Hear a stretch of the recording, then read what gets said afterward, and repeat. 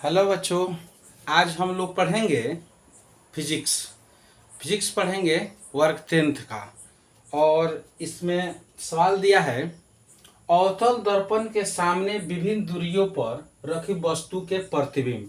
यानी कि अवतल दर्पण जो होता है उसका 6 स्थिति होता है।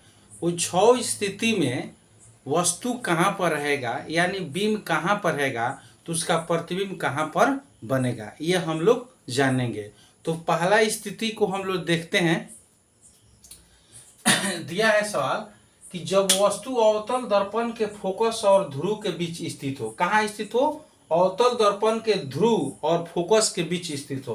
तो यानी ध्रुव जो होता है यहाँ होता है बीच में P, और यह होता है फोकस। यानी ध्रुव और फोकस के बीच स्थित हो, यानी P और F के बीच स्थित हो, तो उसका प्रतिबिंब कहाँ पर बनेगा। एक ए बी क्या है? वस्तु है। और ए डैश बी डैश क्या है? प्रतिबिंब है। ठीक है। तो देखिए सवाल, जब वस्तु अवतल दर्पण के फोकस और ध्रुव के बीच स्थित हो तो उसका प्रतिबिंब कहाँ बनेगा। तो जब वस्तु यानी बीम ए बी क्या है? ए बी अवतल दर्पण के फोकस एफ और ध्रुव पी के बीच स्थित हो तो उसका प्रतिबिंब ए डैश बी डैश क्या होता है? दर्पण के ए डैश बी डैश दर्पण के पीछे की ओर बनता है। यानी दर्पण के कहाँ बनेगा? पीछे की ओर बनेगा, जो काल्पनिक यानी आभासी होगा और सीधा होगा। क्या होगा? सीधा होगा और वस्तु से बहुत बड़ा होगा। ठीक है ना। जब वस्तु दर्पण के ध्रुव और फोकस के बीच स्थित हो तो उसका प्रतिबिंब दर्पण के पीछे, यानी दर्पण के क्या पीछे, आगे नहीं, पीछे बनेगा, वस्तु की ओर नहीं बनेगा, वस्तु के पीछे बनेगा, जो क्या होगा? काल्पनिक होगा या आभासी। आभासी को ही काल्पनिक कहते हैं। और सीधा और वस्तु से बड़ा होगा। ठीक है ना। जो क्या होगा? वस्तु से बड़ा होगा। यह पहला स्थिति है। ठीक है ना। अब ये हम लोग देखते हैं कि देखिए, अवतल दर्पण जो होता है उसमें 6 स्थिति होता है। अवतल दर्पण और उत्तल दर्पण दोनों में होता है। ठीक है। तो हम लोग 6 स्थिति क्या होता है उसको हम लोग 1 से लेके 6 पर समझते हैं। ठीक है ना। इसको हम लोग 1-6 का नियम भी कहते हैं। तो देखिए यहाँ 1 2 3 4 5 6 दिया है।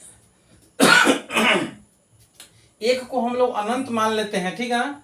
2 को क्या मानते हैं? वक्रता केंद्र और अनंत के बीच।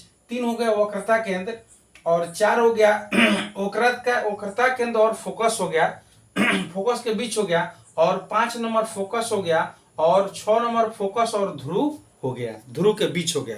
ठीक है। 6 स्थिति हो गया। अगर वस्तु 6 पर रहेगा, यानी दर्पण के ध्रुव और फोकस के बीच रहेगा, तो उसका प्रतिबिंब कहाँ बनेगा? दर्पण के पीछे की ओर बनेगा। अगर वस्तु 5 पर रहेगा, यानी फोकस पर रहेगा, तो उसका प्रतिबिंब कहाँ बनेगा? अनंत पर बनेगा। कहाँ बनेगा? अनंत पर बनेगा। अगर वस्तु 4 पर रहेगा, यानी वक्रता केंद्र और फोकस के बीच रहेगा, तो उसका प्रतिबिंब कहाँ बनेगा? 2 पर बनेगा, यानी अनंत और वक्रता केंद्र के बीच बनेगा।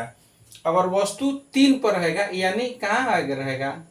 3 पर वक्रता केंद्र पर रहेगा, तो उसका प्रतिबिंब कहाँ बनेगा? 3 ही पर बनेगा। वक्रता केंद्र पर अगर वस्तु रहेगा तो उसका प्रतिबिंब वक्रता केंद्र पर ही बनेगा। ठीक है। अगर वस्तु 2 पर रहेगा, यानी अनंत और क्या वक्रता केंद्र के बीच रहेगा, तो उसका प्रतिबिंब 4 पर बनेगा, वक्रता केंद्र और फोकस के बीच बनेगा। और प्रतिबिंब 1 पर रहेगा, यानी अनंत पर रहेगा, तो उसका प्रतिबिंब कहाँ बनेगा? फोकस पर बनेगा। यह जब आप 1-6 का नियम याद कर लीजिएगा तो आपको मालूम चल जाएगा कि प्रतिबिंब कहाँ पर, वस्तु कहाँ पर रहेगा तो उसका प्रतिबिंब कहाँ पर बनेगा। ठीक है ना। तो ये आप लोगों का पहला स्थिति है कि जब वस्तु अवतल दर्पण के फोकस और ध्रुव के बीच स्थित हो तो उसका प्रतिबिंब कहाँ बनेगा। तो जब वस्तु वक्रता केंद्र और ध्रुव के बीच स्थित हो तो उसका प्रतिबिंब दर्पण के पीछे बनेगा, जो वास्तविक होगा, जो क्या होगा? काल्पनिक होगा और सीधा होगा और वस्तु से बड़ा होगा। ठीक है ना। जब वस्तु क्या है? ए बी है, और उसका प्रतिबिंब क्या है? ए डैश बी डैश है। ए डैश बी डैश क्या है? प्रतिबिंब है। और ए बी क्या है? वस्तु है। और एफ क्या है? यहाँ एफ जो है यह फोकस है, और सी क्या है? वक्रता केंद्र है। यह क्या है? पी, इसको ध्रुव कहते हैं। ठीक है ना।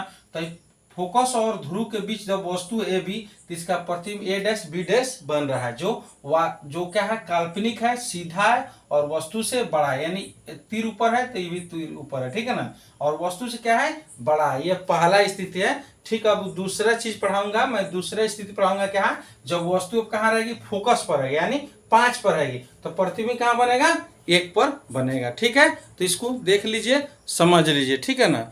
अगर आप लोग को यह वीडियो अच्छा लगे तो शेयर कीजिए, लाइक कीजिए, ठीक है।